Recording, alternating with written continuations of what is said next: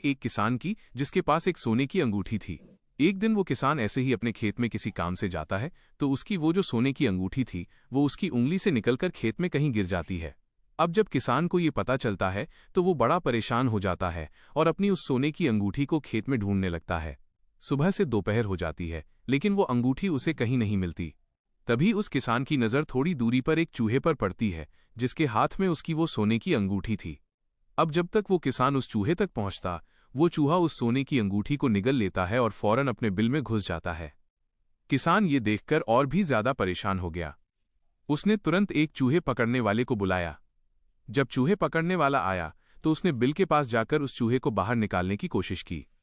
लेकिन कमाल देखिए, उस बिल से एक चूहा नहीं बल्कि एक साथ बहुत सारे चूहे बाहर निकल आए। किसान और चूहे पकड़ने वाला दोनों हैरान रह गए कि अब इनमें से वो चूहा कौन सा है जिसने अंगूठी निगली है।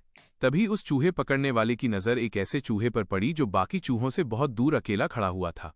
शिकारी तुरंत उस चूहे के पास गया, उसे पकड़ा और उसके पेट से वो सोने की अंगूठी निकाल ली। किसान दंग रह गया। उसने पूछा, तुम्हें ये कैसे पता चला कि यही वो चूहा है जिसने मेरी अंगूठी निगली थी?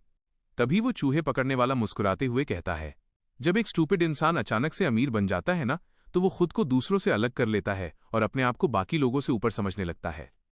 दोस्तों, आप अच्छे से जानते हैं कि यहाँ किन लोगों की बात हो रही है। इस कहानी से हमें ये सीख मिलती है कि अगर आप लाइफ में सक्सेसफुल हो जाते हो तो उस जगह और उन लोगों को कभी मत भूलना जो आपके बुरे वक्त में आपके साथ थे, क्योंकि बहुत से लोग पेड़ पर चढ़ने के बाद उसी पेड़ की टहनियों को काट देते हैं जिन्होंने उन्हें सहारा दिया था। हमेशा याद रखना कि असली वेल्थ पैसा या गोल्ड नहीं है। असली वेल्थ तो हम्बलनेस और जमीन से जुड़े रहने में है। पैसा आपको अमीर तो दिखा सकता है, लेकिन आपका कैरेक्टर ही आपको असल मायने में रिस्पेक्टेड बनाता है। तो दोस्तों, सब